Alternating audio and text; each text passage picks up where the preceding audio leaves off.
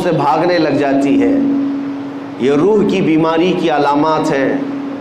اسے مسجد اچھی نہیں لگتی، قرآن کی تلاوت اچھی نہیں لگتی، لیکن وہی سینما اچھا لگنے لگ جاتا ہے، بے حیائیاں اچھی لگنے لگ جاتی ہیں۔ یہ روح کی بیماری کی علامات ہیں۔ آپ نے محسوس کیا ہوگا جب آدمی کو بخار آتا ہے تو ہر کھانا کڑوا لگتا ہے، اچھا کھانا بھی کڑوا کڑوا لگنے لگتا ہے، حالانکہ کھانا تو اچھا ہی ہوتا ہے۔ آپ روٹی کھائیں، چاول کھائیں، سالن کھائیں، لیکن منہ کا مزہ نہیں آتا۔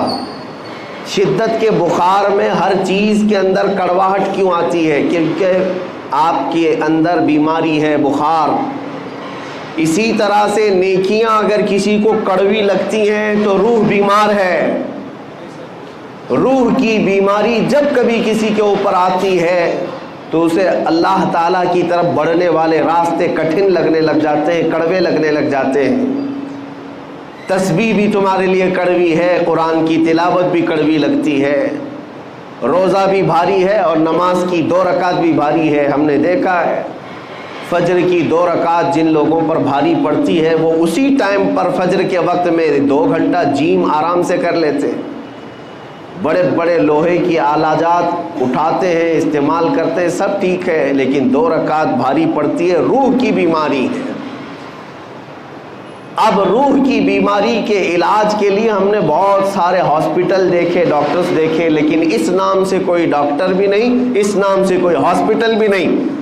اسی کو مفتی اعظم ہند رحمۃ اللہ تعالی علیہ نے اپنے اشعار میں لکھا ہے، زہر معاصی کا طیبہ ہی شفا خانہ، یعنی گناہوں کے زہر کا اگر کوئی شفا خانہ ہے تو وہ میرے مصطفیٰ کا دربار۔ اور اسی کو قرآن نے کہا، وَلَوْ أَنَّهُمْ إِذ ظَلَمُوا أَنفُسَهُمْ جَاءُوكَ، جب مومنین اپنے آپ پر ظلم کر لیں، گناہوں میں آلودہ ہو جائیں تو اے حبیبی آپ کے دربار میں آئے۔ اللہ کا حکم ہے۔ میں یہ آپ کے سامنے جو آیت تلاوت کر رہا ہوں 5ویں پارے کی آیت ہے، اللہ تعالیٰ فرماتا ہے رسول یہ آپ کے دربار میں آ جائیں، فَاسْتَغْفَرُوا اللَّهَ وَاسْتَغْفَرَ لَهُمُ الرَّسُولُ، آپ کے پاس پہنچ کر کے اللہ کی بارگاہ میں یہ مغفرت طلب کریں، توبہ کریں۔ اور پھر دوسرے نمبر پر اللہ یہ فرماتا ہے رسول بھی ان کے لیے سفارش کریں، رسول بھی آنے والوں کے لیے سفارش کریں۔ اب آگے نتیجہ رزلٹ کیا ہوگا؟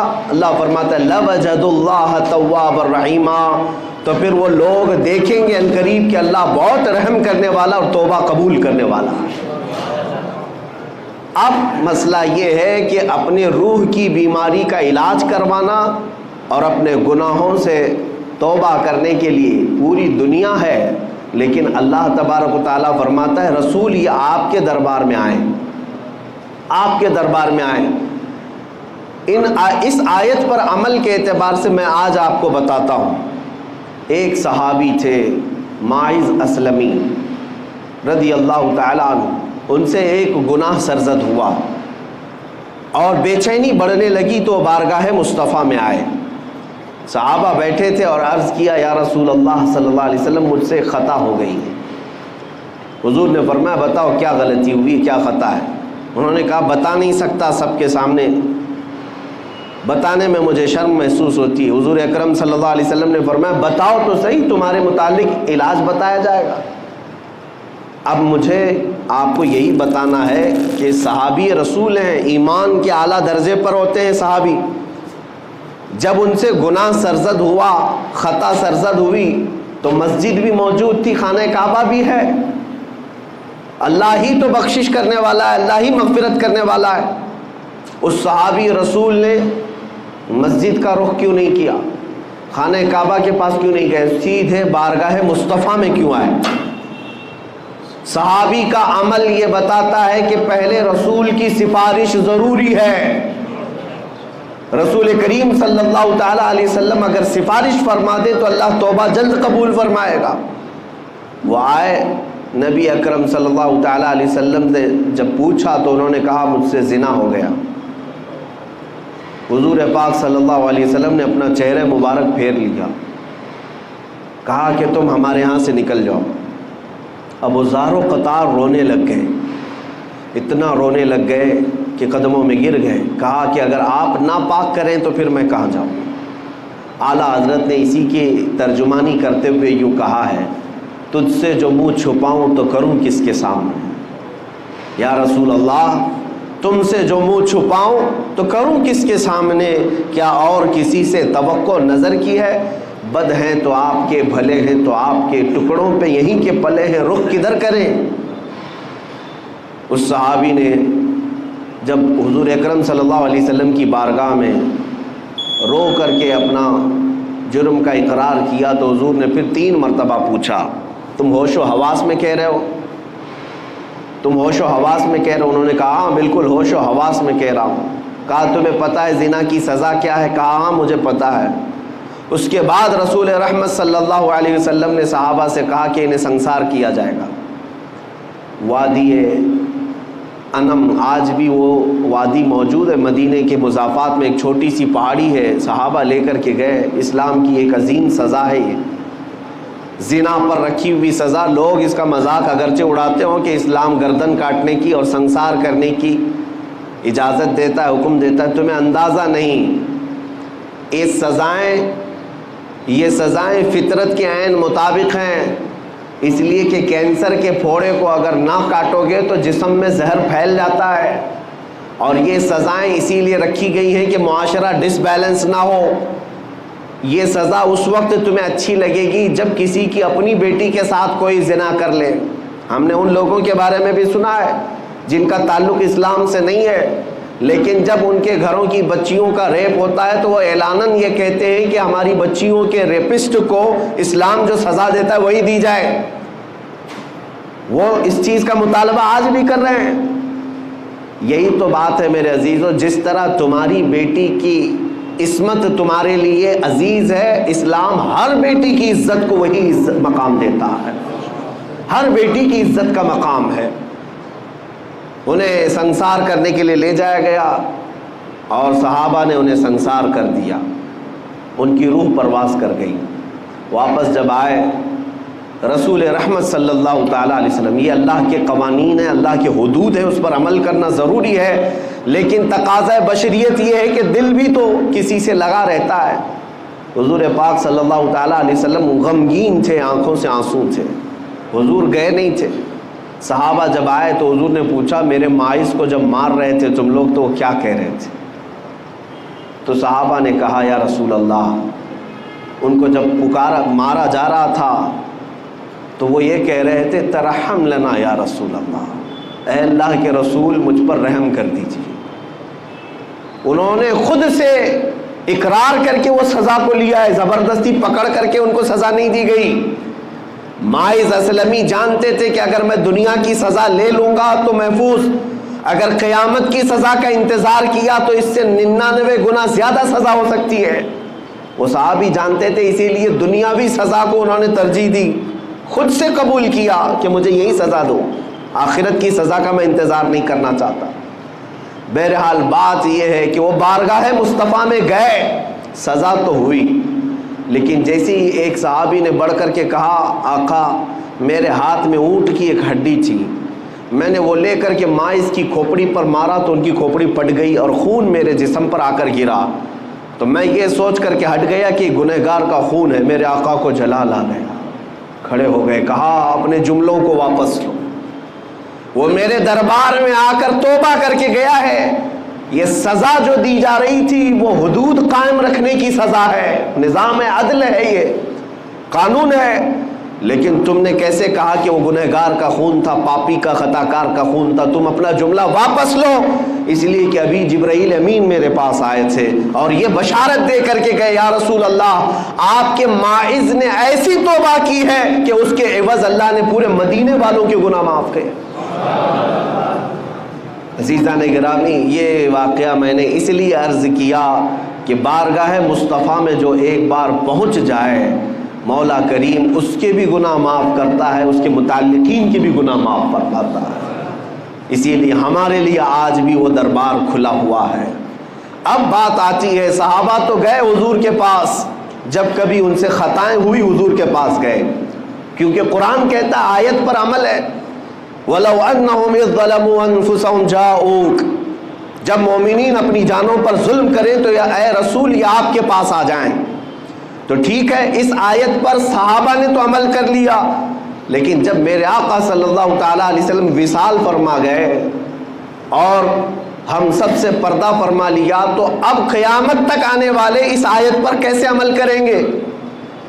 قرآن تو صرف حضور کے زمانے کے لیے نہیں نازل ہوا، قیامت تک کے لیے ہے، اس کا ہر حکم قیامت تک کے لیے ہے۔ اب اس آیت پر ہم اور آپ کیسے عمل کریں گے؟ مثال کے طور پر گناہ ہم سے بھی ہوئے، آپ سے بھی ہوئے، اور قرآن کہتا ہے جب گناہ زیادہ ہو جائیں تم سے تو جاؤ رسول کے دربار میں، رسول کے دربار میں۔ اب مان لیا کہ مدینہ کے دربار میں ہر ایک گنہگار کو پہنچنا ضروری ہوتا، تو آج کے حالات بتا رہے ہیں کہ ہر غریب اور ہر امیر نہیں پہنچ سکتا، حالات الگ مختلف ہوتے ہیں۔ اور آج تو حج اور عمرے اس قدر مہنگے ہو گئے کہ ایک عام آدمی کے بس سے باہر ہوتے نظر آتے ہیں، اور گناہوں کا تو سیلاب ہمارے پاس ایسا ہے کہ ہر مہینے جائیں تو بھی کم ہے۔ تو بارگاہ مصطفیٰ میں جانے کا حکم تو آیا، لیکن جائیں کیسے؟ قرآن تو کہہ رہا ہے جاؤ رسول کے دربار میں، اگر وہ سفارش کر دیں تو اللہ بھی تمہاری توبہ قبول کرے گا۔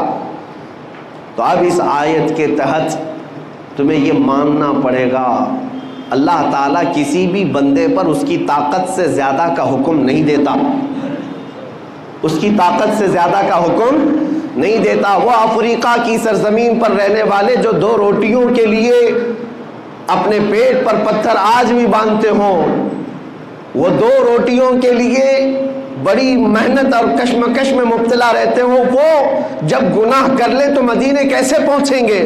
ان کے پاس تو اسباب بھی نہیں۔ اور ہمارے وطن میں بھی بہت سارے غریب ہیں، کیا وہ ہر ایک مدینہ طیبہ اور عرب کا سفر کرنے کے قابل ہے؟ نہیں ہو پائے گا۔ اب اس آیت پر عمل کا طریقہ کیا ہوگا؟ گناہ ہم سے بھی ہوتے ہیں، آپ سے بھی ہوتے ہیں، اب حضور کے دربار میں جائیں کیسے؟ تو مفسرین فرماتے ہیں یہ اللہ تعالیٰ کا نظام ہے کہ وہ اپنے بندوں پر اس کی طاقت سے زیادہ، بندے کی طاقت سے زیادہ کا حکم نہیں دیتا۔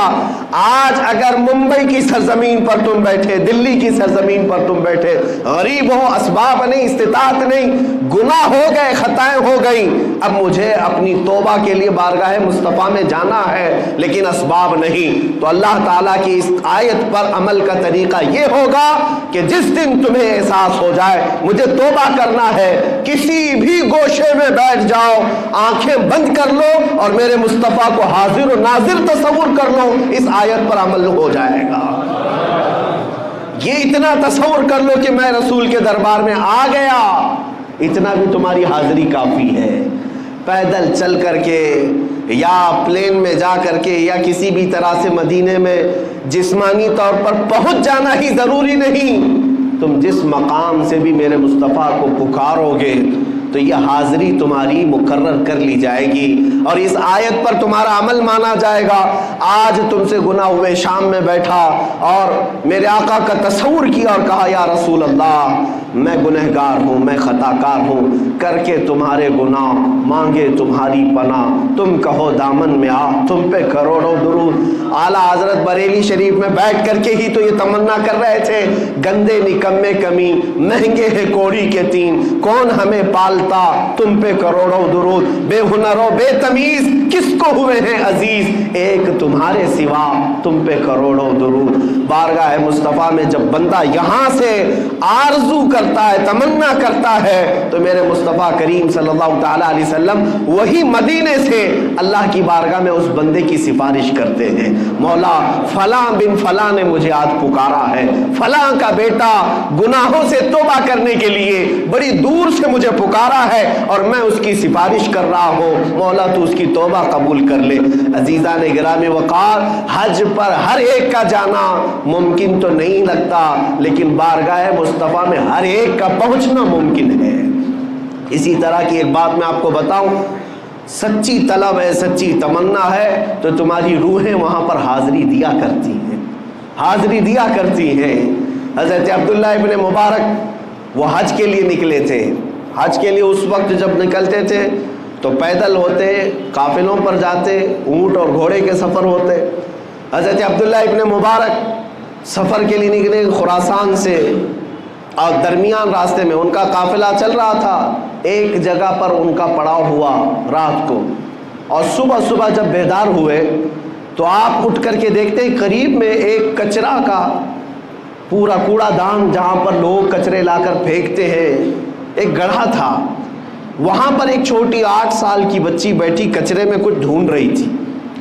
ابن مبارک فرماتے میں قریب جا کر دیکھا ایک چھوٹی سی بہت خوبصورت بچی ہے، کچرا ڈھونڈ رہی ہے۔ تھوڑی دیر کے بعد اس کو ایک مری ہوئی چڑیا نظر آئی، وہ مری ہوئی چڑیا اٹھائی، اس کے پر وغیرہ نوچ کر کے وہ چبا کر کھانے لگی، اور تھوڑا سا اس میں بچا لیا اور بھاگنے لگی۔ ابن مبارک اس کو پکڑ لیتے، کہا اے بیٹی تیرا نام کیا ہے؟ اس نے مسلمان نام بتایا، اور کہا کہ کیا تجھے معلوم نہیں یہ مردہ کھا رہی ہے؟ تو یہ کچرے میں سے اٹھا کر مردہ کھا رہی ہے، مری ہوئی چڑیا۔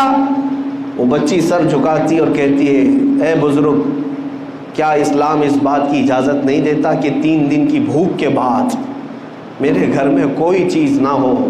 میرا ایک معذور بھائی میرے گھر کے اندر سویا ہوا ہے، اور میں بھوک کی شدت کی وجہ سے 3 دن کے بعد اگر مری ہوئی چڑیا کھاؤں تو کیا اسلام اس کی اجازت نہیں دیتا؟ ابن مبارک کا دل سہم گیا۔ اس لڑکی کے ساتھ وہ اس کی جھوپڑی میں گئے، دیکھا تو معذور بھائی اس کا ایک لیٹا ہوا ہے اور ایک لڑکی ہے، کچھ بھی نہیں ہے گھر میں، کوئی چیز نہیں ہے۔ وہ مری ہوئی چڑیا کچرے کے کوڑے دان سے اٹھا کر کے کھا کر کے آئی، ان کا دل اتنا پسیج گیا۔ ابن مبارک اپنے قافلے میں آئے، جو زادے راہ وہ لے کر نکلے تھے، سامان پیسہ سب ایک گٹھری میں جمع کیا اور اس بچی کو دے دیا، کہا یہ تو لے لے، اب میں حج پر نہیں جا سکتا۔ اب سامان بھی نہیں تھا، مال بھی نہیں تھا، پیسہ بھی نہیں تھا، بیچ راستے میں اس چھوٹی سی بچی کو مالک بنا دیا اور قافلے سے واپس اپنے وطن چلے آئے، اپنے گھر آ گئے۔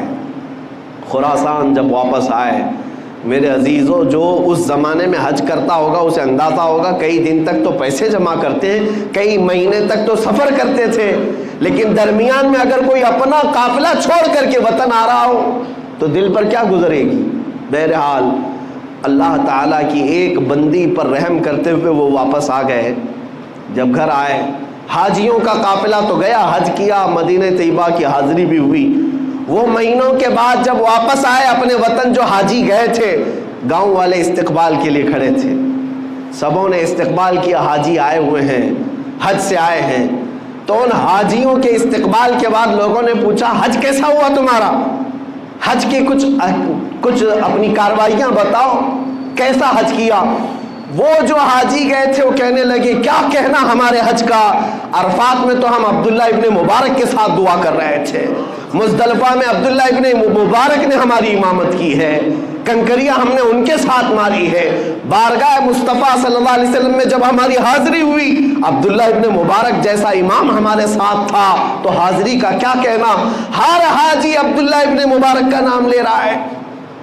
تو گاؤں والے تھے، پریشان تھے، حج کے دنوں میں تو عبداللہ ابن مبارک یہیں تھے، حج گئے نہیں، اور ہر حاجی کہہ رہا ہے کہ ہمارے ساتھ عبداللہ ابن مبارک، یہ کیا ماجرا ہے؟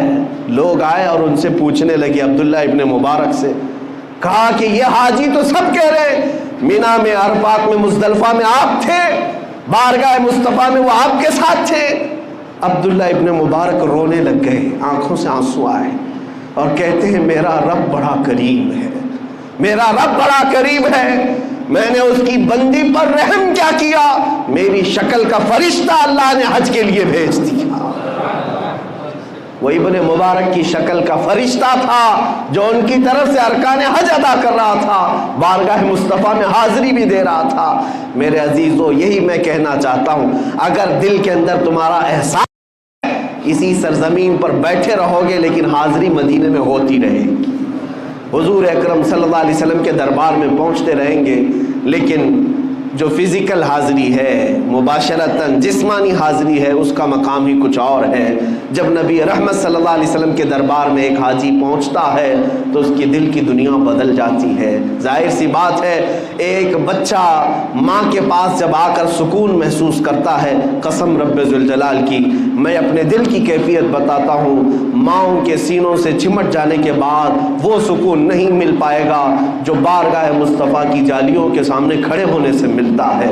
اس لیے کہ ایسا لگتا ہے یہ رحمت کے دونوں ہاتھ ہمیں اب ہمیشہ کے لیے تھام لیں گے، دنیا کے ہر کانٹے سے، ہر بلا سے یہاں پر ہمارے لیے حفاظت ہے۔ اللہ تبارک و تعالیٰ آپ سب کو بار بار بارگاہ مصطفیٰ کی حاضری نصیب فرمائے۔ حج بیت اللہ آپ سب کو بھی اللہ تعالیٰ عطا فرمائے۔ عزیزان گرامی وقار، میں آخری یہ میسج ضرور دوں گا کہ اگر نہیں جا سکے عمرہ پر، حج پر، تو تمنا تو رکھو، لیکن جب بھی رات آئے، جب بھی شب ہونے لگے یا گناہ ستانے لگے تو ایسا نہ کرنا کہ ڈاکٹر کے پاس بھاگتے رہے، دل کا علاج کرتے رہے، بی پی شوگر تو بڑھتا ہی رہا لیکن روح بیمار ہوتی رہی۔ ایسا نہیں، جب گناہ زیادہ ہو جائیں تو میرے عزیزو تنہائی میں بیٹھو اور میرے مصطفیٰ کو یاد کرو، بارگاہ مصطفیٰ میں حاضری دے کر کے یوں کہو، یا رسول اللہ بد ہیں تو آپ کے، بھلے ہیں تو آپ کے، ٹکڑوں پہ یہی کہ پلے ہیں، رخ کدھر کرے۔ اور رات کے وقت تنہائی میں ہمارے بزرگوں نے ہمیں یہی درس دیا ہے کہ ایک بار یوں کہہ دینا، میں مجرم ہوں آقا مجھے ساتھ لے لو، میں مجرم ہوں آقا مجھے ساتھ لے لو، کہ رستے میں ہیں جا بجا تھانے والے، چمک تجھ سے پاتے ہیں سب پانے والے، میرا دل بھی چمکا دے چمکانے والے۔ بارگاہ مصطفیٰ میں جس دن تمہاری یہ آواز لگ جائے گی انشاءاللہ، وہ مدینے والے اتنے غیرت مند ہیں، اتنے غیرت مند ہیں کہ امام شرف الدین بوصیری کو جب لقوہ ہو گیا تھا، فالج ہو گیا تھا، انہوں نے رات کو سونے سے پہلے غم میں یہ اشعار لکھے تھے، مولا صلی وسلم دائما ابدا علی حبیبک خیر الخلق کلہم۔